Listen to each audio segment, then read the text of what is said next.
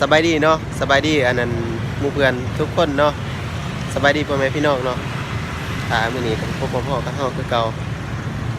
หลังจากที่ว่าอันนั้น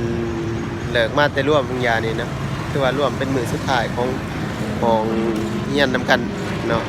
4 ปีมื้อนี้ก็เฮาจะมาทายอันนั้นการอากาเกียมจัดงาน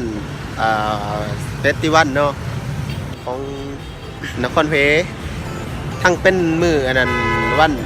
ปลดปล่อยของประเทศเวียดนามก็คือวันที่30 เดือน 4กับวันกรรมกรก็คือวันที่1 เดือน 5เนาะตอนรับวันกรรมกรเลยและมื้อนี้เราจะมาถ่ายสถานที่ที่ว่ากาเกียมบอนจัดงานเนาะไปเบิ่งกันเลย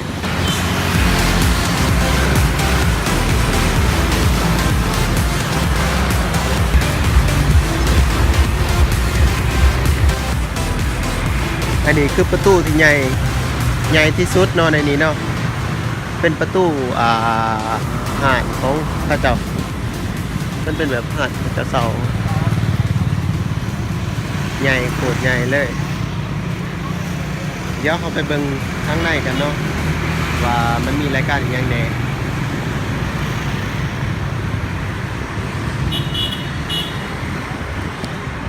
ร่วมกาเกียมเนาะ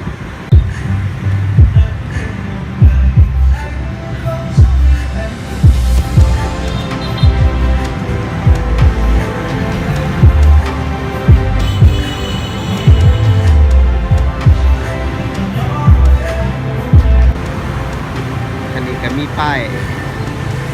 โฆษณาอาหารเพราะว่ามันเป็นห้านเด้ในนี่อาจจะเป็นในล่าอย่างเนาะในมือนั่นที่ว่าคือขึ้นนะอันนี้ประตูเขาของห้านตัวนี้แหละให้ทุกคนเบิ่งและมันจะมีรายการอาหารราคาเนาะว่าจะเป็นเบียร์บ่หรือว่าของกิน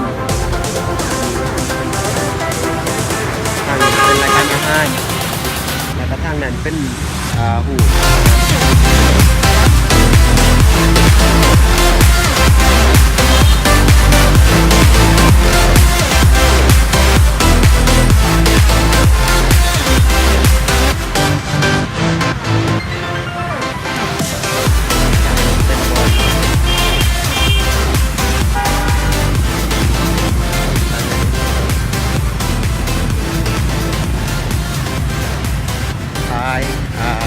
ผลิตภัณฑ์เนาะ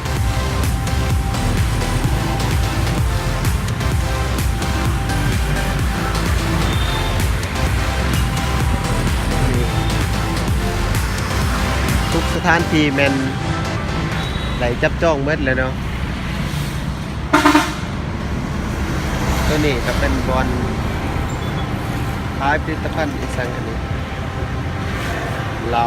เนาะบริษัทแบบท้ายเราอันนี้เนาะ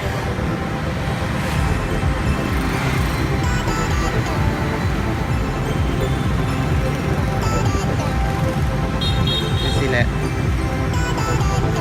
ในมืองานอัดแค่นี้อัดถามมาว่าท่านแบบเต็มเบ้อคนเนาะนี่แหละท่านคืออะไรเป็นมุ้งเงียนของเจ้าเฮียนเนาะมหาลัยครูยันเป็นซาเวียนก็คือกายของที่มาอันนี้เป็นสัญลักษณ์ของบริษัทเบียร์บูดาเนาะที่ว่าสนับสนุนเอฟสัญลักษณ์นี้และมีความหมายก็คือปล่อยฮักนครเวเนาะแปลเป็นซาเวียดกับตัวเอียวเวอีกแบบหนึ่งเนาะว่างาม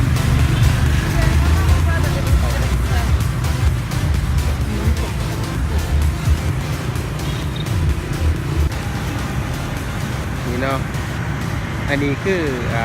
บริษัทเบียร์ฮูด้าเนาะคือว่าดังที่สุดของนครเพชรหรือว่าเป็นของเบียร์ของเวียดนามกับแมนเนาะไอ้อีกบริษัทหนึ่งทางนั้นจะมีเวทีเดี๋ยวเขาไปเบิ่งใกล้ๆเนาะเป็นแบบไหนอันนี้ก็คือทางหน้าโรงเรียนของเขาเองหลังจากที่ว่าออกมาแต่ร่วมวิญญาณนี่ก็ได้เห็นสถานที่งามๆอยากให้เพื่อนแม่พี่น้องได้เบิ่งกันงามบ่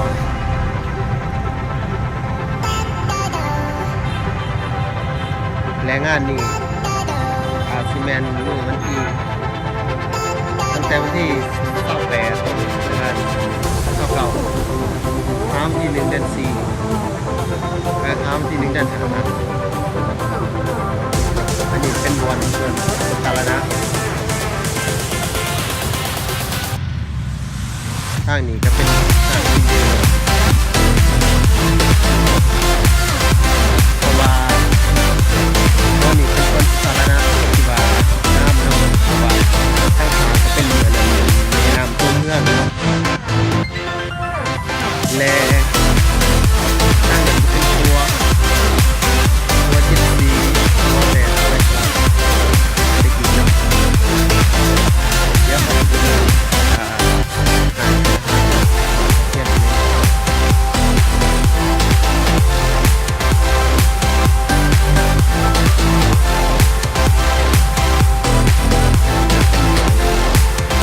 ในส่วนหลายอย่างที่ว่าเขาเอาก้อนหินมา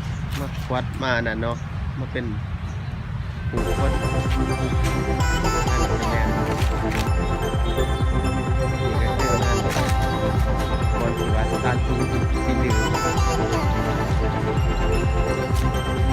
บรรยากาศเย็นเนี่ยอันนี้ก็แม่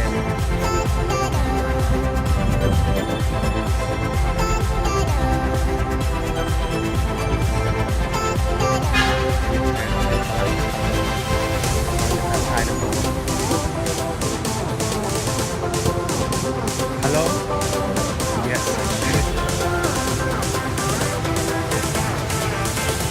ถ่ายได้เลยเนาะ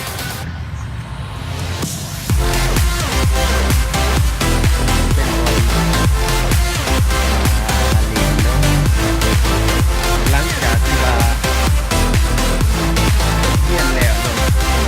เป็นครูเป็นทางของเรียน